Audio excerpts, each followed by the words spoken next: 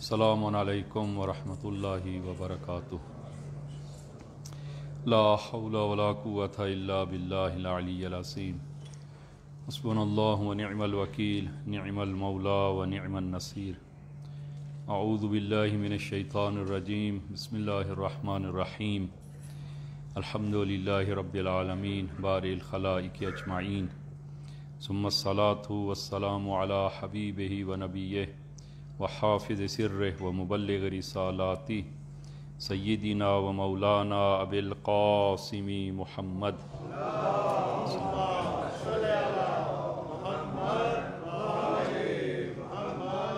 وعلی اہل بیتہ الطیبین الطاہرین المعصومین الذین اذہب اللہ عنہم الرجس وطہرہم تطہیرا۔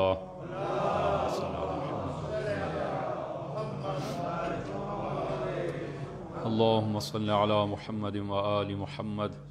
اللہم کل ولیک الحجۃ ابن الحسن صلواتک علیہ وعلی آبائہ فی ہذہ الساعۃ وفی کل ساعہ ولیا وحافظا وقائدا وناصرا ودلیلا وعینا حتی تسکنہ ارضک طوعا وتمتعہ فیہا طویلا بحق محمد وآلہ الطاہرین۔ اما بعد، اوصیکم ونفسی بتقوی اللہ۔ عزیزان، خطبہ اول میں اپنے آپ کو اور آپ عزیزان کو تقوی الہی کی وصیت کرتا ہوں کہ انشاءاللہ خداوند عالم یہ تقوی ہم سب کو عنایت فرمائے۔ ماہ مبارک شعبان اور امام زمان عجل اللہ تعالیٰ فرجہ الشریف، اللہم صلی علی محمد وعلی محمد، کہ اپنے وقت کے امام کے حوالے سے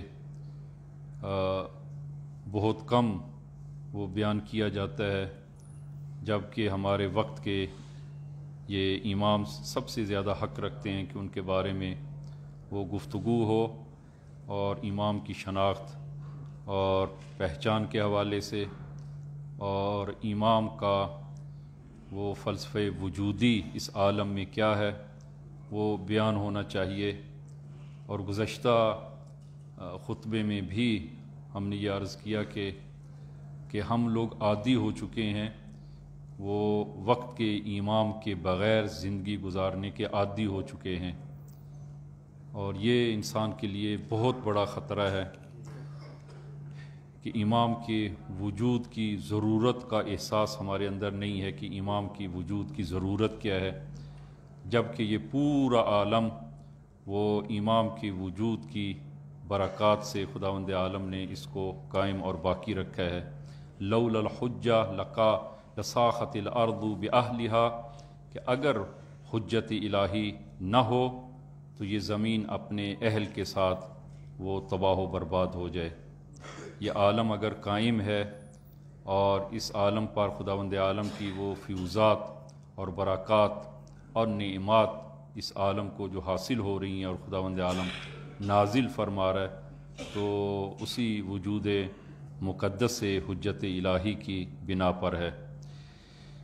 لہٰذا اس ضمن میں آج بھی ہماری گفتگو اسی حوالے سے ہے، اور ممکن ہے کچھ چیزوں کا ہم تکرار بھی کریں کہ یہ آخرین ذخیرہ الہی کی زندگی باقی تمام ائمہ سے طولانی ہے، اور چونکہ آج کے دور میں وہ توحید کے مسائل سے لے کر دین کے جزئی ترین مسائل میں شک و شبہ ڈالا جا رہا ہے، اور نوجوانوں کو دین سے ان شبہات کی بنا پر دور کیا جا رہا ہے، اور من جملہ ان شبہات میں سے ایک شبہ کہ کس طرح ممکن ہے کہ ایک انسان وہ اس قدر طولانی عمر اس کو حاصل ہو اور وہ موجود اور زندہ ہو اتنی طولانی عمر کے ساتھ، کہ ہمارا عقیدہ ہے، اور یہ عقیدہ بھی وہ اپنے وہ منطقی دلائل کے ساتھ یہ عقیدہ محکم عقیدہ ہمارے پاس ہے کہ ممکن نہیں ہے کہ طول تاریخ میں خداوند عالم نے جب اس عالم کو خلق کیا ہے، اور خصوصاً انسانیت کو، تو خداوند عالم نے سب سے پہلے اپنی حجت الہی کو خلق کیا ہے، اور طول تاریخ انسانیت میں وہ کوئی ایسا لمحہ نہیں رہا کہ جس میں حجت الہی نہ ہو۔ حجت الہی ہمیشہ مستمرن وہ باقی ہے اور اس کا وجود جاری و ساری ہے۔ اور آج کے دور میں رسول گرامی اسلام کے بعد اور ائمہ ہدیٰ علیہم الصلاۃ والسلام 11 ائمہ کے بعد کہ اگر ہم یہ کہیں کہ اس روئے زمین پر حجت الہی نہیں ہے تو وہ نقض غرض جب وہ لازم آئے گی، تو یہ عالم اسی حجت الہی کے وجود پر وہ جس طرح عرض کیا کہ یہ قائم ہے۔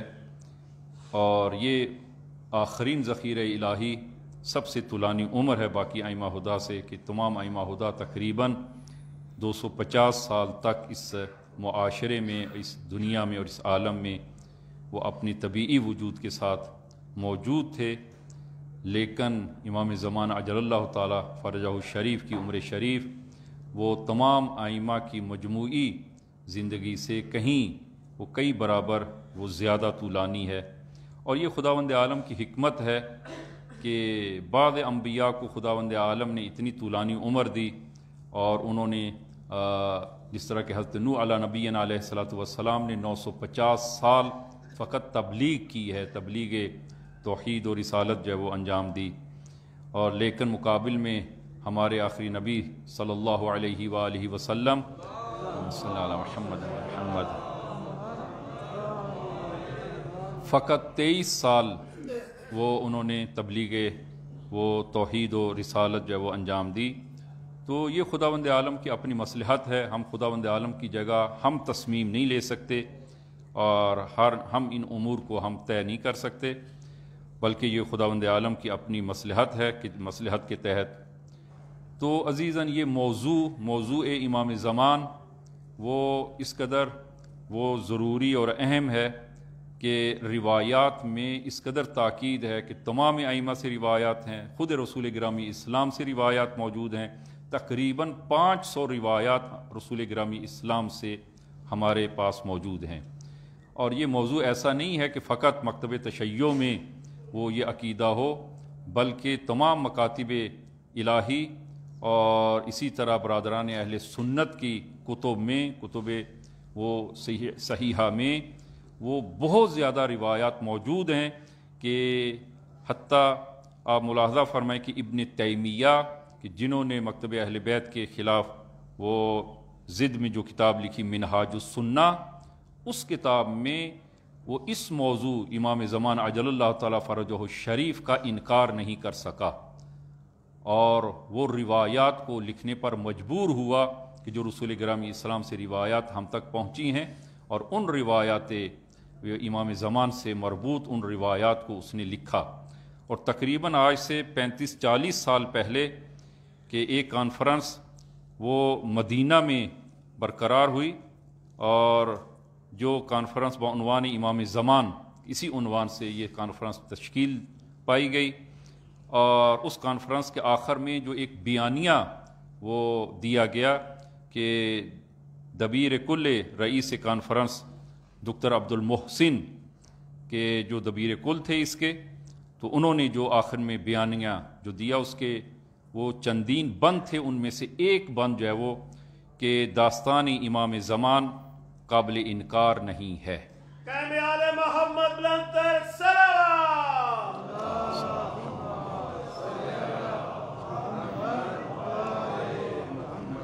لہذا یہ موضوع تواتر سے ثابت ہے کہ کسی کے لیے اس میں انکار ممکن نہیں ہے۔ اور البتہ وہ گزشتہ بھی ہم نے وہ عرض کیا کہ ایک اختلاف، بنیادی اختلاف وہ مکتب اہل بیت اور دیگر مکاتب میں جو ایک بنیادی اختلاف ہے، اور وہ یہ کہ ہم قائل ہیں کہ وہ حجت الہی، وہ آخرین ذخیرہ الہی، وہ امام حسن عسکری صلوات اللہ وسلام علیہ کے فرزند ہیں اور متولد ہوئے ہیں 255 ہجری میں، اور اب بھی وہ زندہ ہیں اور اسی عالم میں اور اسی دنیا میں موجود ہیں اور حاضر ہیں کہ انشاءاللہ یہ موضوع عرض کریں گے۔ تو اور باقی جو مکاتب ہیں ان میں سے عمدہ ان کا نظریہ یہ ہے کہ وہ حجت الہی کہ جو زمین کو عدل و انصاف سے پر کرے گی، اور وہ ایک حکومت الہی جس کا خداوند عالم نے قرآن میں وعدہ دیا ہے، اور ابھی تک وہ وعدہ وہ محقق نہیں ہوا، اور وہ وعدہ الہی اس کو حتماً پورا ہونا ہے، اور وہ امام زمان عجل اللہ تعالیٰ فرجہ شریف کے ہاتھوں وہ وعدہ الہی پورا ہوگا، اور ان کے دوسرے مکاتب فکر کے مطابق وہ ہستی ابھی متولد نہیں ہوئی، اور ظہور کے قریب قریب وہ متولد ہوگی۔ یہ ایک بنیادی فرق ہے، وگرنہ اصل مسئلہ میں وہ کسی کا بھی کوئی اختلاف نہیں ہے۔ میں آپ عزیزان کی خدمت میں کہ اس دور میں، دور غیبت کبریٰ میں، وہ آپ عزیزان کی کیا اہمیت ہے، کیا فضیلت ہے، آپ کس دور میں زندگی گزار رہے ہیں، کہ آپ ملاحظہ فرمائیں کہ خود اہل بیت علیہ الصلوۃ والسلام بھی، کہ وہ وقت نیک میں ان روایات کو عرض کروں کہ جو ایک فکر مندی تھی خود ائمہ ہدا کو آخری زمان کے حوالے سے، کہ امیر المومنین گریہ فرماتے تھے، اور فرماتے تھے کہ آخر الزمان کے لوگوں کے لیے، یعنی ہم اور آپ کے لیے امیر المومنین نے گریہ فرمایا، اور فرماتے تھے کہ یہ ایسے دور میں وہ لوگ ہوں گے کہ جو اپنے امام کو نہیں دیکھ پائیں گے، اور مجھے خوف ہے ان کے دین کے حوالے سے، مجھے خوف ہے کہیں ایسا نہ ہو کہ وہ دین کو کھو دیں اور دین کو اپنے ہاتھ سے وہ جانے دیں۔ خوف کا اظہار کیا، اضطراب کا اظہار کیا امیر المومنین نے، اسی طرح باقی ائمہ ہدا علیہ الصلوۃ والسلام نے۔ آپ ملاحظہ فرمائیں کہ رسول گرامی اسلام تشریف فرما ہیں، اور اصحاب بھی موجود ہیں، اور آپ نے فرمایا این اخوانی، میرے برادران کہاں ہیں، میرے بھائی کہاں ہیں؟ تو اصحاب عرض کرتے ہیں کہ یا رسول اللہ ہم ہیں آپ کے بھائی۔ تو آپ نے فرمایا نہیں، تم میرے بھائی نہیں ہو، انتم اصحابی، تم میرے اصحاب ہو، میرے بھائی نہیں ہو، میرے اصحاب ہو۔ تو اصحاب نے عرض کیا یا رسول اللہ ہم اپنے علاوہ کسی کو نہیں پہچانتے، اور کسی کے حوالے سے ہم نہیں جانتے۔ تو اس وقت آپ نے فرمایا میرے بھائی وہ لوگ ہیں کہ جو آخر الزمان میں، یعنی آج جو ہمارا دور ہے، آخر الزمان میں آئیں گے، اور ان کا ایمان وہ کاغذ پر سیاہی سے ان کا ایمان ہوگا۔ کاغذ پر سیاہی یعنی وہی خطوط، وہی تحریر، کہ ان کا ایمان تحریر پر ہوگا، کہ از سواد بر بیاض، کہ فارسی میں از سواد بر بیاض، کہ اس سفیدی پر جو سیاہی ہے اس پر وہ ایمان لائیں گے۔ تو عزیزاً آپ ملاحظہ فرمائیں کہ یہاں ہم سب موجود ہیں، تو کیا آپ میں سے کسی نے وہ آپ کا ایمان، ہمارا ایمان کس پر ہے؟ ہم نے کیا نبی کو دیکھا؟ نبی کو ہم نے نہیں دیکھا۔ کیا ہم نے امام کو درک کیا؟ امام موجود ہیں، امام حاضر ہیں، ظاہر نہیں ہیں، امام حاضر ہیں، لیکن جس طرح کے 250 سال ائمہ ہدا 11 امام رسول خدا کے بعد جس طرح معاشرے میں طبیعی وجود کے ساتھ موجود تھے، لوگ ان کی خدمت میں حاضر ہو سکتے تھے، ان سے فیض یاب ہو سکتے تھے، لیکن ہم اس سے محروم ہیں۔ تو ہمارا ایمان کس چیز پر ہے؟ کس چیز پر ہمارا جو ہے وہ ایمان ہے؟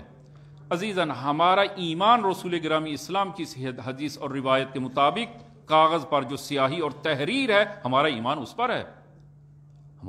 پر ہے، جناب مرحوم کلینی نے جو ہے وہ کافی جو لکھی، اصول کافی اور فروع کافی، کہ اس میں وہ تمام حالات کو، تمام چیزوں کو، اور دوسرے الفاظ میں یہ کہیں کہ وہ دین کو وہاں انہوں نے نقل کیا ہے، علماء نے وہاں سے دین کو لیا، اور اسی طرح ہر دور میں، تو انشاءاللہ یہ ایک مفصل بحث ہے کہ آئندہ اگر وقت ہوا تو انشاءاللہ وہ بیان کریں گے کہ امام زمان کی مصروفیت کیا ہے اس عالم میں۔ کیا امام زمان فارغ بیٹھے ہیں؟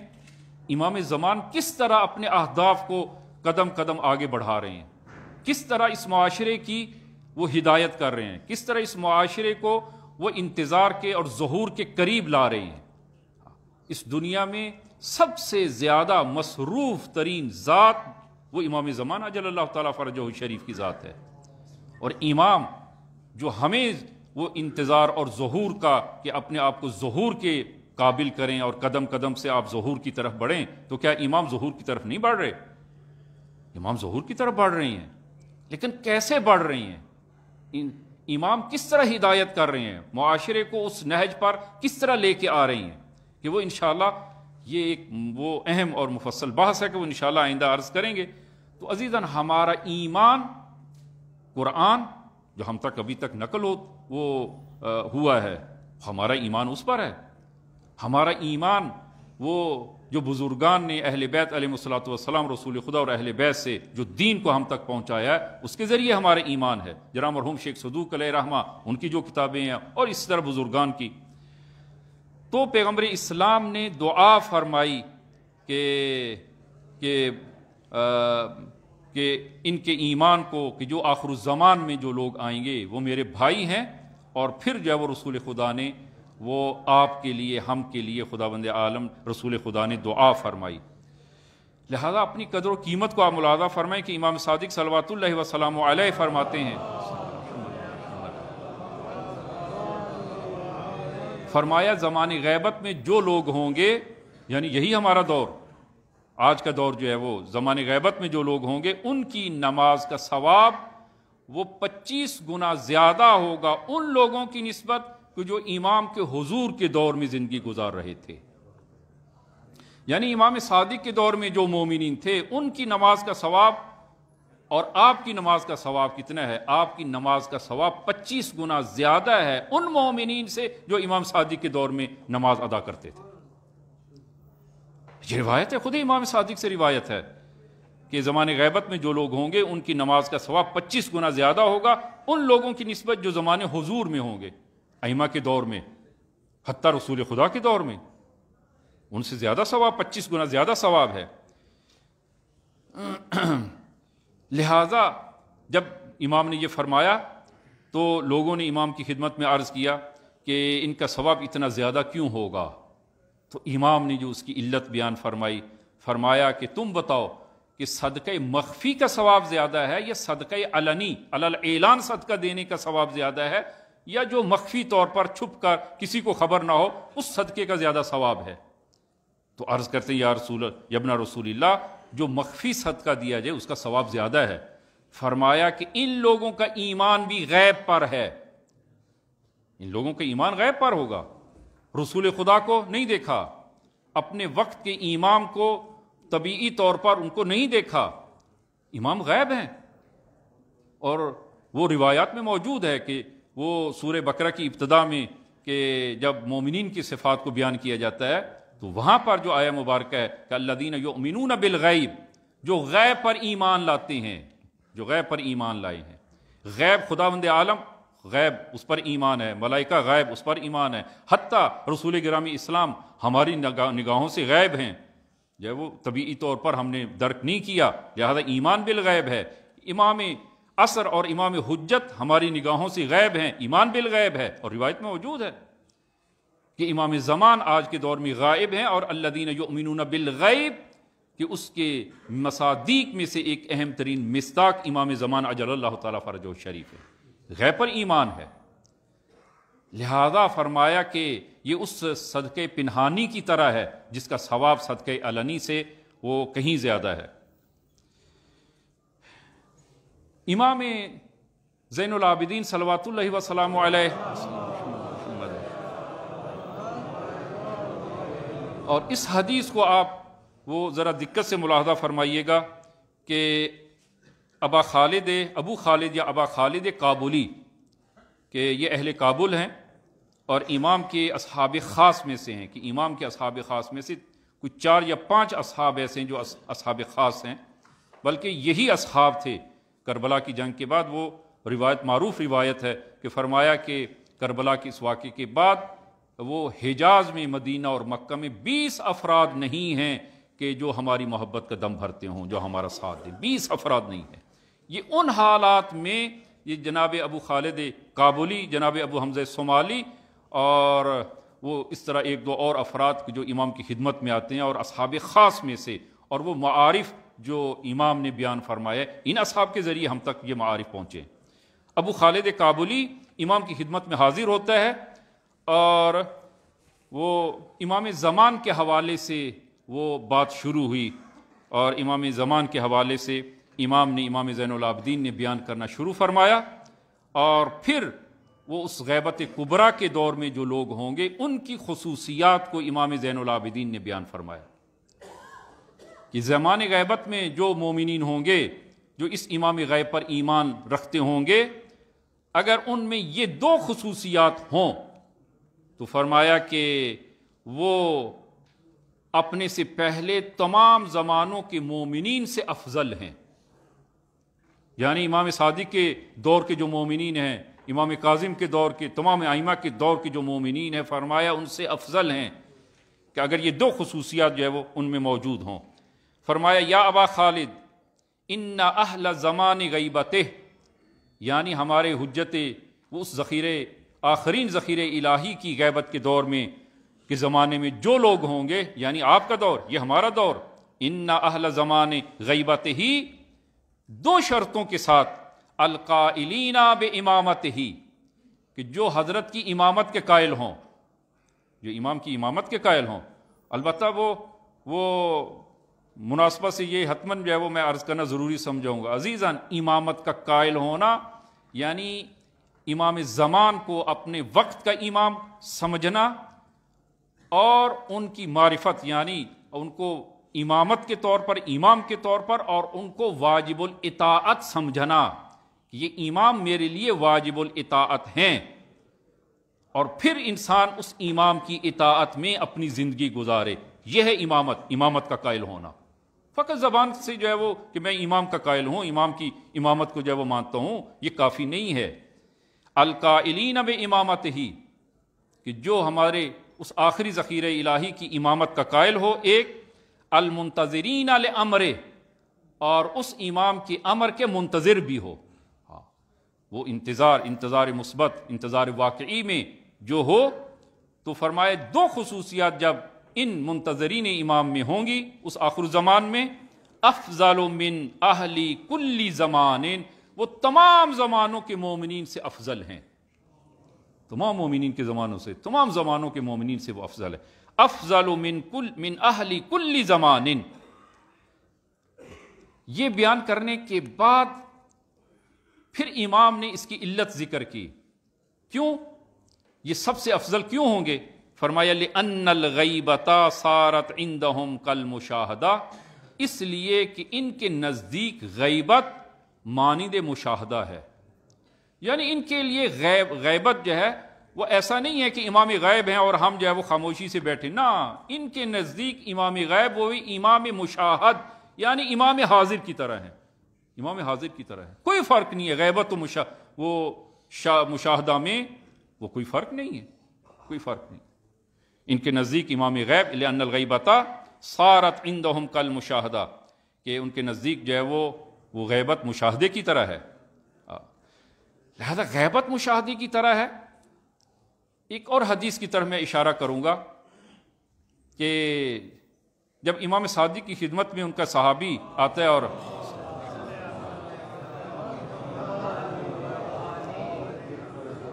امام نے فرمایا کہ یہ بتاؤ کہ اگر تم رات کرو اور صبح جب بیدار ہو اور تمہیں پتہ چلے کہ تمہارے وقت کا امام غیبت میں چلا گیا ہے تو کیا کرو گے؟ عرض کرتے یا ابن رسول اللہ، اس موضوع کے حوالے سے، اس موضوع کے بارے میں میں نے سوچا کبھی نہیں، میں نے کبھی نہیں سوچا۔ تو پھر امام نے فرمایا کہ تمہیں کیا کرنا چاہیے؟ تمہیں وہی کچھ کرنا چاہیے کہ جو امام کے حضور اور مشاہدے کی دور اور وقت میں جو تم کیا کرتے تھے، امام کی غیبت کے دور میں بھی وہی کرو، یعنی تمہارے لیے غیبت و مشاہدہ کوئی فرق نہیں ہونا چاہیے، ایک جیسا ہو، ایک جیسا ہو۔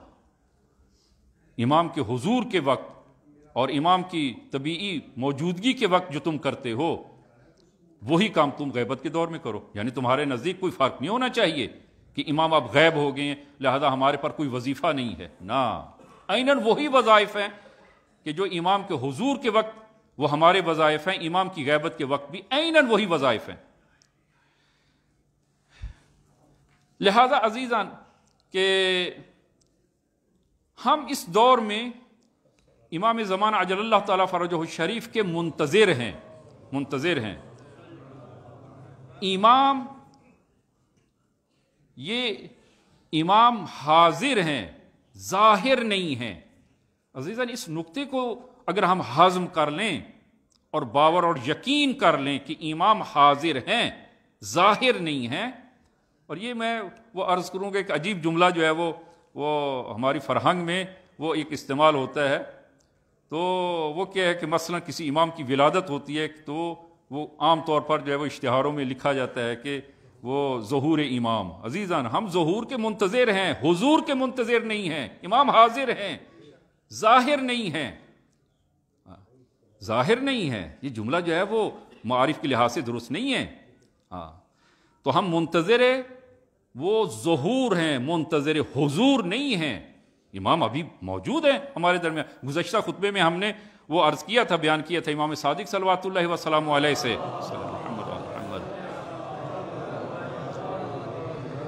اس سے پہلے میں عرض کروں کہ بہت ساری چیزیں ایسی ہیں کہ جو حاضر ہیں لیکن ظاہر نہیں ہیں۔ بہت ساری چیزیں ہیں آپ کے ارد گرد جو ہے وہ بہت ساری چیزیں ایسی ہیں کہ جو حاضر ہیں ظاہر نہیں ہیں۔ یہی کنویں جاذبہ، زمین کی کنویں جاذبہ، آیا حاضر ہے یا نہیں ہے؟ موجود ہے یا نہیں ہے؟ موجود ہے، حاضر ہے، ظاہر ہے، ظاہر نہیں ہے۔ آپ اس کا انکار کریں گے؟ انکار نہیں ہے۔ اگر یہ کنویں جاذبہ حاضر نہ ہو، اصلا انسان بیٹھنے اور چلنے کے قابل نہیں ہے۔ یہ حاضر ہے، ظاہر نہیں ہے۔ ملائکہ حاضر ہیں، ظاہر نہیں ہے۔ اور کتنے 4000 ملائکہ جیسا کہ روایات میں ہے، 4000 ملائکہ وہ قبہ حسینی کے گرد وہ اکٹھے ہیں، تا روز قیامت جو ہے وہ اسی طرح رہیں گے۔ وہ حاضر ہیں، ظاہر نہیں ہیں۔ روح انسان حاضر ہے، ظاہر نہیں ہے، ظاہر نہیں ہے۔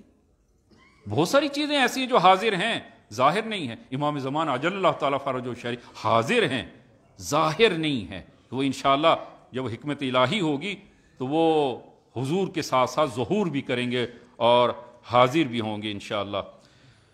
تو لہذا عزیزاً کہ وہ آج کے دور میں لہذا حکم یہ ہے کہ ہمیشہ وہ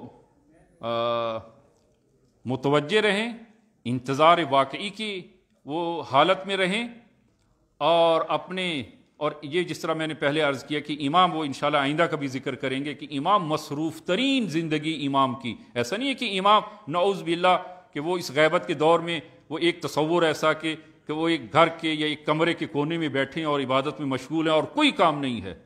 مصروف ترین ذات وہ امام زمان کی ذات ہے۔ اب زیادت جامع میں آپ نہیں پڑھتے ائمہ ہدا کے بارے میں، ائمہ ہدا تمام ائمہ ہدا، اور آج کا وقت بطور امام وقت جو ہے وہ بطور خاص کہ امام مختلف الملائکہ، مختلف الملائکہ یعنی کہ جہاں پر ملائکہ کا آنا جانا ہو، کبھی کبھار آنا جانا ہو، اس کو مختلف الملائکہ نہیں کہا جاتا ہے، یعنی مسلسل جہاں پر ملائکہ کا آنا جانا ہو، فوج آتی ہے جاتی ہے، آتی ہے جاتی ہے، مسلسل۔ اس لیے کہ یہ حجت الہی ہی اس عالم کے خداوند عالم نے عالم کو خلق ہی اس طرح کیا ہے کہ جو حجت الہی کی وجود سے یہ عالم جو ہے وہ باقی ہے۔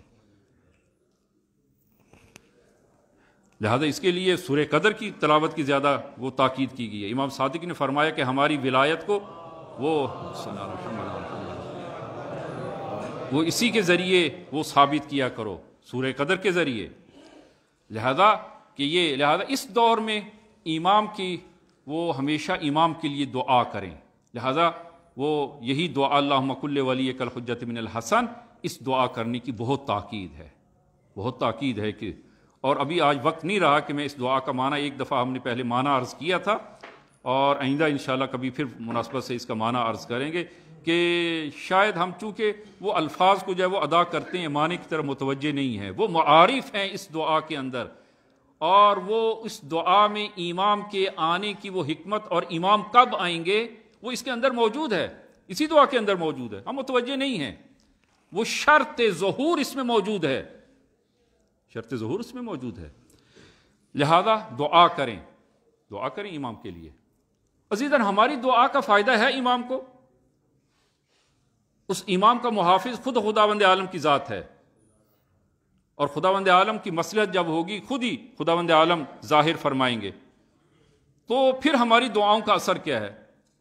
ہماری دعاؤں کا اثر عزیزاً کہ میں اختصار کے ساتھ وقت نہیں رہا، اختصار کے ساتھ 3 اثر ہیں ہماری دعاؤں کے، 3 اثر ہیں امام زمان کے لیے دعا کرنے کے 3 اثر ہیں۔ لہذا عزیزان آپ صدقہ دیتے ہیں، امام زمان کی جانب سے صدقہ دیں، اس کا ثواب کہیں زیادہ ہوگا، دوسرے صدقے سے اس کا ثواب کہیں زیادہ ہوگا۔ امام زمان کا صدقہ جو ہے وہ ادا کیا کریں۔ تو ایک اثر جو ہے وہ امام زمان کے کہ خود یہ اپنے مقام پر یہ امام کے لیے دعا کرنا، اللہم کل ولیک الحجۃ بن الحسن، یہ خود جو ہے وہ اپنے مقام پر ایک یاد امام ہے۔ ایک اثر تو دعا کا یہ ہے کہ یہ خود امام کی یاد ہے۔ بعض روایات میں ہے کہ امام زمان وہ اپنے شیعوں اور مومنین کی طرف دن میں 100 مرتبہ نگاہ فرماتے ہیں۔ لہذا بعض بزرگان فرماتے ہیں کہ یہ جو امام زمان 100 مرتبہ شیعوں اور مومنین کی طرف نگاہ فرماتے ہیں، اس امام کی نگاہ کے احترام میں حد اقل 100 مرتبہ درود وعجل فرجہم کے ساتھ امام کو ہدیہ کریں، امام کو ہدیہ کیا کریں۔ امام زمانہ کی عظمت میں بلند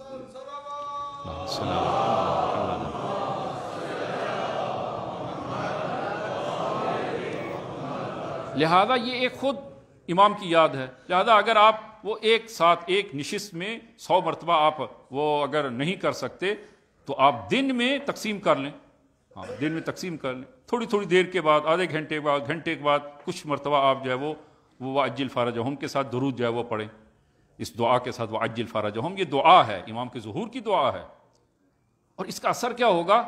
آپ مسلسل امام کی یاد میں ہوں گے، اور اس امام کی یاد کا اثر جو ہے وہ انسان کی زندگی پر کیا ہوگا؟ جو امام کی یاد میں ہوگا تو امام جو عدل و انصاف کے لیے، ہمارا عقیدہ ہے امام عدل و انصاف کے لیے آئیں گے، اس زمین کو پر کریں گے عدل و انصاف سے، تو کیا ایسا انسان ظلم کرے گا، بے انصافی کرے گا، کسی کو دھوکہ دے گا؟ نہیں دے گا، اس لیے کہ امام کی یاد میں ہے وہ، اور مسلسل امام کی یاد میں ہے۔ دوسرا اثر کہ ہماری دعاؤں کا اثر ہے، اور اثر رکھتی ہے یہ دعائیں، اور خداوند عالم بھی امام کو وہ بلاؤں سے اور مشکلات سے محفوظ فرماتا ہے۔ یہ 2۔ تیسرا اثر کہ، اور یہ بہت اہم اثر ہے، کہ یہ دعا آپ کا امام کے لیے دعا کرنا، یہ دعا کرنا باعث بنتا ہے کہ امام آپ کے لیے اور ہم کے لیے دعا کریں، امام ہمارے لیے دعا کریں۔ میں یہ اپنی طرف سے آپ عرض نہیں کروں کہ میں کوشش کرتا ہوں اپنی طرف سے کم بولوں، آپ اس حدیث کو آپ ملاحظہ فرمائیں، یہ واقعہ جو امام حسن عسکری صلوات اللہ وسلام علیہ کے دور میں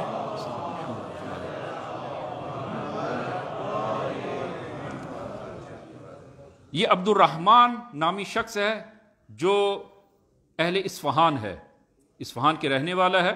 میں اختصار سے عرض کروں کہ ہاں البتہ امام ہادی کے دور میں کہ یہ کہتا ہے کہ میرے مالی حالات جو ہے وہ بہت خراب تھے، اور میں سامرا آتا ہوں تاکہ وہ متوکل عباسی کو جا کر شکایت کروں اور اس سے کچھ مدد طلب کروں۔ تو یہ اصفہان سے سامرا آتا ہے، اور جب سامرا پہنچتا ہے تو سامرا آپ کو معلوم ہے کہ جہاں پر امام کو وہ رکھا گیا تھا وہ ایک چھاؤنی تھی۔ تو جب وہاں پہنچتا ہوں تو کہتا ہوں، دیکھتا ہوں کہ بہت رش ہے وہ گلی کوچوں میں، تو وہ مامور آتے ہیں اور لوگوں کو پیچھے ہٹاتے ہیں کہ پیچھے ہٹ جائیں، راستہ جو ہے وہ کھول دیں۔ تو میں نے پوچھا کہ کیا خبر ہے، کیا مسئلہ، کیا مشکل پیش آئی؟ کہا کہ ابن الرضا آ رہی ہیں، ابن الرضا، چونکہ امام رضا کی وہ ایران میں تھے اور ولی عہد وہ، تو بعد میں امام ہادی ہے، امام جواد ہیں اور امام عسکری ہیں، سب کو ابن الرضا معروف تھے، ابن الرضا۔ کہا کہ ابن الرضا آ رہے ہیں، لہذا راستہ کھول دیں۔ کہتے میں بھی راستے میں ایک طرف کھڑا ہو گیا، اور جب میں دیکھتا ہوں کہ ایک گھوڑے پر، اسب پر سوار ایک جوان، نورانی جوان ہے، اور وہ اس کا چہرہ جو ہے وہ چاند کی طرح روشن ہے، اور جلالت اس کے چہرے اور وجود سے جو ہے وہ ظاہر ہو رہی ہے۔ تو مجھے نہیں معلوم کہ یہ شیعوں کے امام ہیں، معلوم ہوا کہ یہ رسول خدا کی اولاد میں سے اور فرزند رسول خدا ہیں، مجھے اتنا علم ہوا۔ میں نے جب ان کی زیارت کی اور دیکھا، میرے دل میں ان کے لیے ایک محبت پیدا ہوئی، اور میں نے دعا کی کہ متوکل اچھا انسان نہیں ہے، اور خدا سے کہا کہ خدایا اس سید کو، اس لیے امام کو قبول نہیں کر رہا، اس سید کو متوکل کے شر سے محفوظ فرما۔ یہ دعا کی، دل میں دعا کی کہ جب وہ شخصیت اور وہ سید بزرگوار جب میرے قریب پہنچے تو میری طرف متوجہ ہوئے اور میرا نام لے کر پکارا عبد الرحمن، اور کہا کہ اے عبد الرحمن، ہاں میں نے دیکھا کہ وہ اپنی زیر لب کچھ دعا کر رہے ہیں، کچھ پڑھ رہے ہیں۔ جب میرے قریب پہنچے تو میری طرف جو ہے وہ اشارہ کیا اور فرمایا کہ خدا نے تمہاری دعا میرے بارے میں قبول کی ہے، اور اس کے عوض ہم 3 دعائیں تمہارے لیے کرتے ہیں، 3 دعائیں تمہارے لیے کرتے ہیں۔ پہلی دعا کہ خدا تمہیں طولانی عمر عنایت کرے۔ جب یہ واقعہ بیان کر رہا تھا اس وقت اس کی 70 سال عمر ہو چکی تھی، تمہیں خدا طولانی عمر عطا کرے۔ دوسرا مال کثیر تمہیں دے، اور تیسرا تمہیں سالم اولاد دے۔ اور یہ کہتا ہے خداوند عالم نے وہ مجھے 7 بیٹے عنایت کیے، اور مال فراوان خداوند عالم نے مجھے عنایت کیا، اور طولانی عمر مجھے عنایت کی۔ ایک دعا امام کے لیے دعا۔ امام اور اہل بیت وہ کسی چیز کو قرض اپنے پاس وہ نہیں رکھتے، اس کو واپس لوٹاتے ہیں، اور بہتر واپس لوٹاتے ہیں۔ لہذا امام کے لیے دعا، ایک تو امام کی یاد ہے، دوسرا امام کے لیے دعا کرنے سے یہ امام کی دعا ہمارے شامل حال ہوتی ہے۔ لہذا عزیزان اس یاد امام کو ہمیشہ زندہ رکھیں، اور اپنی نوجوان نسل میں اور آئندہ نسلوں میں ہم نے اس میراث وہ اسلامی کو، اس میراث شیعہ کو ہم نے آئندہ نسلوں تک پہنچانا ہے۔ کہیں ایسا نہ ہو کہ ہمارا یہ امام کے بارے میں جو عقیدہ ہے یہ طول زمان سے ایسا ہمارا یہ عقیدہ سست ہو جائے، بلکہ یہ عقیدہ پہلے سے زیادہ محکم اور مضبوط ہونا چاہیے، اور امام کے بارے میں وہ معرفت اس سے کہیں زیادہ ہونی چاہیے، کہ جو متاسفانہ ہمارے پاس وہ معرفت جو ہے وہ بہت کم ہے امام کے حوالے سے، اور خصوصاً امام کا فلسفہ وجودی اس عالم میں کیا ہے ہمیں علم نہیں ہے۔ اور اگر کسی جوان سے کسی بوڑھے سے بھی اگر کہہ دیا جائے کہ 5 منٹ امام زمان کے بارے میں اگر آپ کلام کریں، گفتگو کریں، کوئی بھی کرنے پر قادر نہیں ہے۔ لہذا انشاءاللہ خداوند عالم وہ ہم سب کو توفیق عنایت فرمائے، اور امام کی اس یاد کو ہمیشہ ہم وہ زندہ رکھیں، اور اپنے اس عقیدے پر ہم انشاءاللہ وہ محکم اور ثابت قدم رہیں۔ بسم اللہ الرحمن الرحیم۔ قل هو اللہ احد اللہ الصمد لم یلد ولم یولد ولم یکن لہ کفوا احد۔ اللہم صل علی محمد وآل محمد۔ اللہم صل علی محمد وآل محمد۔ اللہم صل علی محمد وآل محمد وعجل فرج۔ بسم اللہ الرحمن الرحیم۔ الحمد للہ رب العالمین، والصلاة والسلام علی محمد وآلہ الطیبین الطاہرین المعصومین۔ اللہم صل علی محمد المصطفیٰ، اللہم صل علی علی المرتضیٰ، اللہم صل علی فاطمۃ الزہراء، اللہم صل علی الحسن المجتبیٰ، اللہم صل علی الحسین شہید بکربلا، اللہم صل علی علی بن الحسین، اللہم صل علی محمد بن علی، اللہم صل علی جعفر بن محمد، اللہم صل علی موسیٰ بن جعفر، اللہم صل علی علی بن موسیٰ الرضا، اللہم صل علی محمد بن علی، اللہم صل علی علی بن محمد، اللہم صل علی الحسن بن علی، اللہم صل علی القائم المہدی، اللہم صل علی محمد وآل محمد وعجل فرجہم وسہل مخرجہم۔ اوصیکم و نفسی بتقوی اللہ۔ کہ عزیزان خطبہ دوم میں بھی اپنے آپ کو اور آپ عزیزان کو تقوی الہی کی وصیت کرتا ہوں کہ انشاءاللہ خداوند عالم یہ تقوی ہم سب کو عنایت فرمائے۔ عزیزان وقت نہیں رہا، میں نہایت اختصار سے 1-2 مطلب آپ عزیزان کی خدمت میں، کہ عزیزان ہمارے لیے ہمارا وظیفہ کیا ہے، وہ وقت نہیں آئندہ عرض کریں گے تفصیلاً جو ہے وہ، کہ اکثر ہم امام زمان کے حوالے سے جب گفتگو کرتے ہیں تو وہ علائم ظہور کی طرف چلے جاتے ہیں، کہ علائم ظہور کی علامات جو ہے وہ کیا ہیں۔ تو عزیزاً علامات ظہور جو ہیں وہ کچھ قطعی ہیں، کچھ غیر قطعی ہیں، تقریباً 50 سے زیادہ وہ علائم ظہور بیان ہوئی ہیں، لیکن ان میں سے فقط 5 قطعی ہیں، باقی سب غیر قطعی ہیں۔ ان کا فلسفہ کیا ہے، حکمت کیا ہے، ابھی وقت نہیں ہے کہ میں اس کو وہ عرض کروں۔ تو عزیزاً یہ علائم ظہور جو قطعی ہیں ان میں سے کوئی ایک علامت بھی وہ ابھی تک ظاہر نہیں ہوئی. اس کی وہ علامات میں سے کوئی بھی ظاہر نہیں ہوئی، اور وہ علامات جب وہ ظاہر ہوں گی تو اس کے بعد امام کا ظہور ہوگا. لیکن ابھی ہمارے اندر امام کے ظہور کی لیاقت ہی نہیں ہے تاکہ امام ظہور فرمائیں اور وہ علامات ظاہر ہوں. ہمارے اندر لیاقت نہیں ہے. تو اور دوسرا یہ ہے کہ ان علامات ظہور کی نسبت ہمارا وظیفہ نہیں ہے. ہمارا کوئی وظیفہ نہیں ہے کہ ہم ان علامات ظہور کو وہ کھینچ کر قریب لائیں. نہ، یہ ہمارا وظیفے میں داخل نہیں ہے. جو ہمارا اصل وظیفہ ہے ہم اس کو بھلا دیے. علامات ظہور کی طرف ہم جو ہے وہ زیادہ ہماری توجہ علامات ظہور کی طرف ہوتی ہے. جو ہمارا سرے سے وظیفہ ہی نہیں ہے، جو اس دور میں ہمارا وظیفہ ہے، اس سے غافل ہیں. میں ایک دو فقط جو ہے وہ اشارہ فقط کروں گا، وقت نہیں رہا. اور وہ پہلا ہمارا وظیفہ وہ گزشتہ کلام سے بھی آپ نے وہ محسوس کیا ہے، اور وہ پہلا وظیفہ ہے وہ احساس حضور. احساس حضور یعنی کہ ہم منتظر ظہور ہیں، منتظر حضور نہیں ہیں. آپ حضور کے منتظر نہ رہیں، امام حاضر ہیں. عزیزاً اس کا احساس کریں اپنی زندگی میں، اپنے وجود میں اس چیز کا احساس اور یقین کریں کہ امام حاضر ہیں، موجود ہیں. احساس ظہور جو ہے وہ نہیں، احساس حضور، کہ ہم احساس حضور کریں، احساس وجود کریں. امام ہمارے درمیان موجود ہیں اور اس کے اثرات ہیں. جس کو اس بات پر ایمان آ جائے اس کے اثرات ہیں اس کی زندگی پر. یہ ایک کہ احساس جو ہے وہ حضور کریں. اور وہ امام صادق صلوات اللہ وسلام علیہ سے حدیث جو ہے وہ فرمایا عجبت بست، چھ چیزوں سے مجھے تعجب ہے کہ ثلاثۃ اضحکتنی و ثلاثۃ ابکتنی. 3 چیزیں ایسی ہیں کہ جس کو دیکھ کر اضحکتنی، جو مجھے وہ کیا اسے کہیں کہ جس سے میں دیکھ کر جو ہے نا وہ تعجب سے مسکراتا ہوں. عجیب. اور 3 چیزیں ایسی ہیں جو مجھے رلاتی ہیں.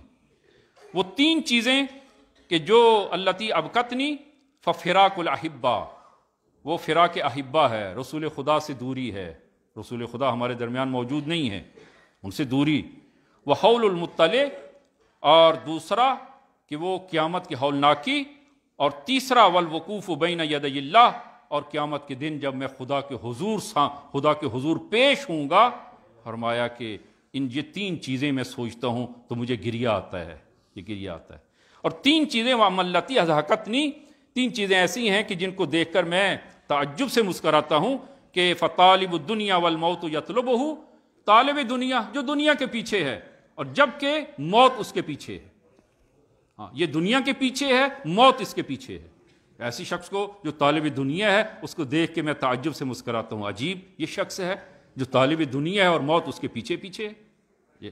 دوسرا وغافلون، یہ ہمارا فعل مورد مقصود، وغافلون لیس بمغفول عن، انسان غافل، خود غافل ہے لیکن بہت ساری نگاہیں اس کو وہ اپنی نگاہوں میں اور اپنی توجہ میں لیے ہوئے ہیں. عزیزاً یہ جس طرح کیمرے لگے ہیں، آپ جو ہے مختلف دفتروں میں اور جگہ پہ جاتے ہیں اور ممکن ہے کہ ایسی جگہوں پر کیمرے ہوں جہاں پر انسان کا تصور نہیں ہے، اور وہاں سے اگر کوئی انسان نے کوئی حرکت کی ہو اور بعد میں اس کو جو ہے وہ دکھایا جائے، انسان کو خود تعجب ہوگا کہ یہ میں نے کام کیا ہے، تعجب ہوگا. عزیزاً ہم غافل ہیں لیکن بہت سارے مخفی کیمرے وہ لگے ہوئے ہیں، وہ ہماری ہر عمل کو ضبط کیے ہوئے ہیں، ہمارے ہر عمل کو ضبط کیے ہوئے ہیں. عزیزاً امام زمان کے سامنے یہ عالم اس طرح ہے، امام کی نگاہیں ہمیں دیکھ رہی ہیں. لہذا وہ اکثر یہ بیان میں کرتا ہوں کہ 3 مرحلوں میں ہمارے اعمال امام کے حضور پیش ہوتے ہیں، امام کے حضور جو ہے وہ پیش ہوتے ہیں. لہذا سب سے پہلا، ابھی وقت نہیں رہا کہ میں تفصیلاً مزید جو ہے وہ کچھ عرض کروں. پہلا جو ہے وہ احساس حضور جو ہے وہ انسان کے اندر جو ہے وہ ہونا چاہیے کہ تاکہ جو ہے وہ اس کا جو ہے وہ انسان پر جو ہے وہ گہرا اثر ہے. اور دوسرا جو ہے وہ کہ سنخیت و مطابقت بے ولی خدا. عزیزان اپنے آپ کو امام زمان کے مطابق ڈھالنے کی کوشش کرنا، یہ وظیفہ ہے. سنخیت با امام زمان، تطابق با امام زمان. اگر ہماری زندگی اگر امام زمانی نہیں ہوگی، خوبی صورت میں کیسے ہم کہہ سکتے ہیں کہ امام زمان ہمارے امام ہیں؟ اب وقت نہیں ہے، پھر کبھی فرصت میں عرض کروں گا کہ جب ہماری زندگی ہی امام زمانی نہیں ہے، بس امام یعنی جو ہمارے آگے ہو، ہم جس کے پیچھے ہوں. اس زندگی میں جو ہمارے آگے ہے، جو اس عالم میں جو ہمارے آگے اور جن کے ہم پیچھے پیچھے ہیں، وہ امام ہے. اور اگر امام ہمارے آگے ہی نہیں ہے، ہم نے اپنی زندگی میں وہ اس امام کو اپنا امام ہی عملی طور پر قرار نہیں دیا، تو در واقع جو ہے وہ امام نہیں ہے. بس جب تک ہم تطابق ہم نہیں کریں گے اپنے آپ کو امام کے ساتھ، اس وقت تک جو ہے وہ معاشرہ تشکیل نہیں پائے گا اور امام کا ظہور جو ہے وہ ممکن نہیں ہے. لہٰذا اس دور میں جو ہمارا اہم ترین وظیفہ ہے وہ تطابق اور سنخیت و تطابق و ولی خدا. ولی خدا یعنی امام زمان کے ساتھ سنخیت و تطابق، یہ اہم ترین جو ہے وہ وظیفہ ہے. کہ وقت نہیں رہا، آئندہ انشاءاللہ وہ عرض کریں گے علی بن مہزیار کا وہ مشہور و معروف واقعہ کہ کس طرح وہ امام کی خدمت میں، امام زمان کی غیبت صغریٰ میں امام کی خدمت میں پہنچتا ہے، اور کس طرح امام کو جو ہے وہ امام کی خصوصیات کو اور امام نے جو پیغام دیا، اور امام کی غیبت کی سب سے بڑی وجہ جو ہے جو اس حدیث میں خود امام زمان اجل اللہ تعالیٰ فرجہ شریف نے بیان کی ہے کہ وہ انشاءاللہ وہ آئندہ جو ہے وہ ہم اس کو وہ عرض کریں گے اور بیان کریں گے کہ انشاءاللہ خداوند عالم ہم سب کو توفیق عنایت فرمائے. اور آخر میں ایک دو تذکر جو ہے وہ عزیزان کہ انشاءاللہ آپ اہل خیر ہیں اور اہل خیر کی طرف جو ہے وہ نگاہیں ہوتی ہیں، اور کسی بھی اہل خیر کو وہ یہ حدیث ہے امام زین العابدین صلوات اللہ وسلام علیہ سے کہ کسی بھی اہل خیر کو خالی ہاتھ نہ لوٹائیں، اہل وہ سائل کو خالی ہاتھ نہ لوٹائیں. حدیث ہے، وہ تفصیلی حدیث ہے اور بہت وہ معنی خیز جو ہے وہ حدیث ہے. تو آج ہمارے پاس البتہ کہ افطار ماہ مبارک رمضان کے افطار کے حوالے سے بھی عزیزان جو ہے وہ باہر بیٹھے ہیں اور وہ آپ کی کمک کے منتظر ہیں کہ انشاءاللہ ماہ مبارک رمضان میں تشخیص دے کر جو محتاج خاندان ہیں ان کو ماہ رمضان میں ان کی وہ افطاری کا اور ان کو ایک راشن وہ پیک جو ہے وہ ان کو پیکج جو ہے وہ دیا جائے. اور دوسرا جو ہے وہ ہمارے عزیزان وہ باہر ہوں گے انشاءاللہ مدرسہ حسینیہ عباسیہ، انہوں نے وہ اس کی تعمیر کا کام شروع کیا ہے، وہ بھی انشاءاللہ وہ آپ کی کمک کے جو ہے وہ محتاج اور ضرورت مند ہیں کہ انشاءاللہ مختلف جگہوں پر وہ حدیث میں ہے کہ آپ مسجد میں ایک جگہ پہ نماز نہ پڑھا کریں، مختلف جگہوں پہ نماز پڑھا کریں تاکہ وہ مختلف وہ جگہیں آپ قیامت کے دن آپ کی شہادت دیں، آپ کے لیے شہادت دیں. لہذا اپنے مال کو وہ مختلف جگہوں پر خرچ کریں تاکہ قیامت کے دن زیادہ شاہد آپ کے حق میں ہوں انشاءاللہ. اور تیسرا اور آخری جو ہے وہ اس کے لیے مجھے وہ آپ عزیزان سے وہ التماس کرنا ہوگی کہ یہ باقاعدہ تحقیق شدہ ہے اور انشاءاللہ عزیزان جو ہیں وہ وہاں جا کر بھی تحقیق کریں گے تو ان کو ہم نمبر اور علاقہ وہ جگہ انشاءاللہ بتائیں گے کہ وہاں جا کر خود بھی جو ہے وہ دیکھیں. اور اس میں تھوڑی سی اہل خیر وہ زیادہ کمک کی جو ہے وہ ہمیں احتیاج ہے. اور چکوال میں چوہا گنج بخش ظاہراً جو ہے وہ اگر میں اشتباہ نہ کروں ایک چوہا سیدن شاید چوہا گنج بخش جو ہے وہ وہاں کے مومنین کا وہ واٹر سپلائی کا جو پانی ان کو ملتا ہے تقریباً آج 4 یا 5 دن ہو گئے ہیں وہ واٹر سپلائی کا پانی بند ہے. سادات کا گاؤں ہے اور وہ پانی نہیں ہے پینے کے لیے، نہ ان کے وہ انسان کے لیے نہ حیوانات کے لیے پانی پینے کے لیے نہیں ہے. اور وہ جو پہلی جو ہے وہ ان کے کچھ پیسے اس میں بجلی کے بل میں جو تھوڑے سے واجب الادا تھے یکدم انہوں نے وہ سب کے سب بھیج دیے ہیں اور اس کو قسطی بھی نہیں کر رہے اور جس کے نتیجے میں وہ پانی بند ہو گیا ہے. اور وہ ان عزیزان نے آپ سے التماس کی ہے کہ یہ ایک کار خیر ہے اور واقعاً کار خیر ہے. آج کے دور میں اس حد تک یہ حالات اور مشکلات جو ہیں وہ مومنین کے لیے اور سادات کے لیے خصوصاً جو ہے وہ مشکلات ہیں. تو ان کے لیے ہمیں کوئی اہل خیر مل کر وہ ان عزیزان کے لیے اس مشکل کو وہ حل کریں اور کہ ان کو کم از کم جو ہے وہ 5 لاکھ کی ضرورت ہے تاکہ اس کو ادا کر کے وہ پانی ان کا بحال ہو سکے اور تاکہ وہ سادات جو ہے وہ اس نعمت سے جو ہے وہ بہرمند ہو سکیں.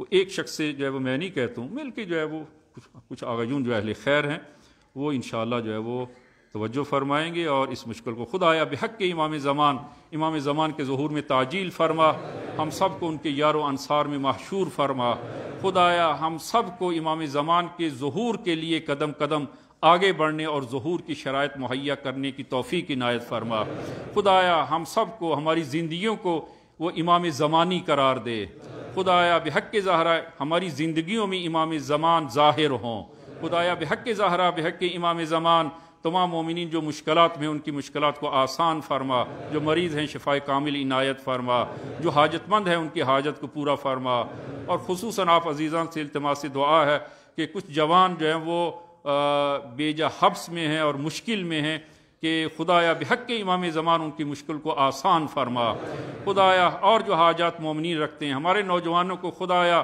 دین و دنیا میں کامیاب اور موفق فرما، وطن عزیز کو استحکام عنایت فرما، مظلومین جہان کی خدایا مدد فرما، خصوصاً فلسطین اور غزہ کے مومنین اور مسلمین کی خدایا ان مظلومین ان ظالمین جہان کے خلاف ان کو کامیابی عنایت فرما۔ بسم اللہ الرحمن الرحیم، انا اعطیناک الکوثر فصل لربک وانحر ان شانئک هو الابتر۔